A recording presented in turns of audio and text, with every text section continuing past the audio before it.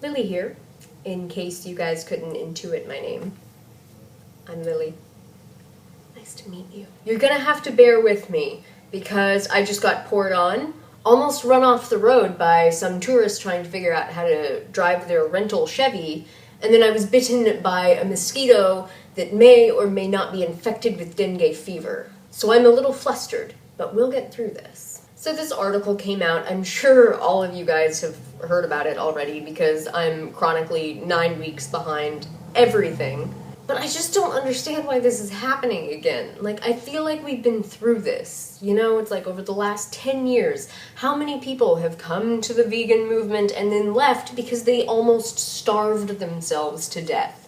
All this is a girl that doesn't want to fess up to the fact that she was trying to starve herself into Nicole Richie territory, and so she just blamed it on the veganism to get a book deal. Yeah, I mean, I get it. I totally get it. When I first started veganism and raw food, I wanted to do the whole pure thing. I wanted to see how healthy I could get my body in, and how different that would feel. But I did realize that things had gone too far when I found myself shopping for coffee enema kits on Amazon and believing that I could live off nothing but unblended fruit. I mean, I remember not wanting metal knives to touch my food because it would oxidize it. And I remember wondering if I absorbed too much sodium by swimming in the ocean.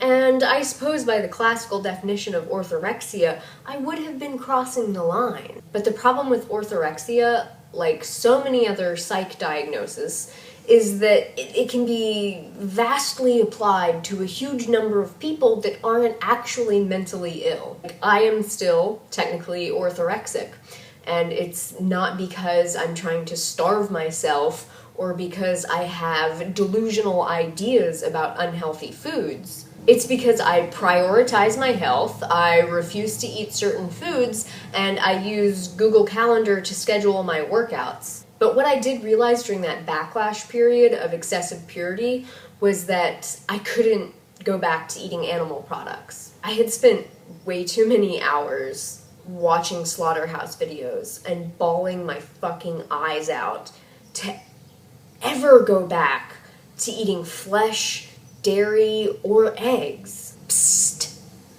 That's what makes me a real vegan, even though I hate the phrase. So I used my big fat human brain to figure out that if I was going to keep being vegan, I would need to eat a more varied and more sustainable diet made up of whole plant foods. Still based on fruits and vegetables, but with the addition of things like whole grains, legumes, starchy root vegetables, and enough herbs, sodium, and spices to make my food taste fucking delicious. And I would have to eat enough of them, between 2,000 and 3,000 calories every day. And when I was eating just fruits and vegetables, while most of the time I was achieving the caloric need of 2,000 to 3,000 calories a day, it was really difficult.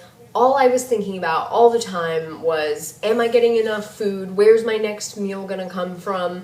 Where am I gonna find bananas? How am I gonna go out and socialize with my friends and get enough calories? It was just constant, and it was really unsustainable. I also utilized a handy little tool called Scientific Proof, which informed me that a varied, low-fat, whole-food, vegan diet was the best diet for health and longevity.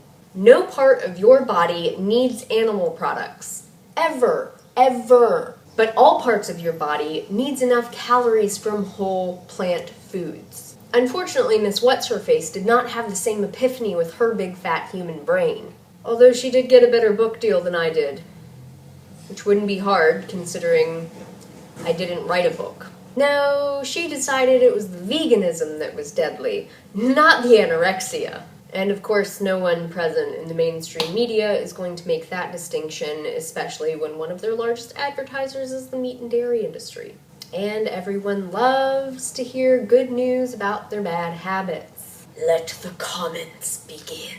When it comes to health and happiness, the responsibility lies in your hands. And the consequences of your choices are absolutely unavoidable. So let's make sure they're good consequences. So make some better choices, stay vegan, carb up, eat enough calories, take care of yourselves, and I will see you back here soon.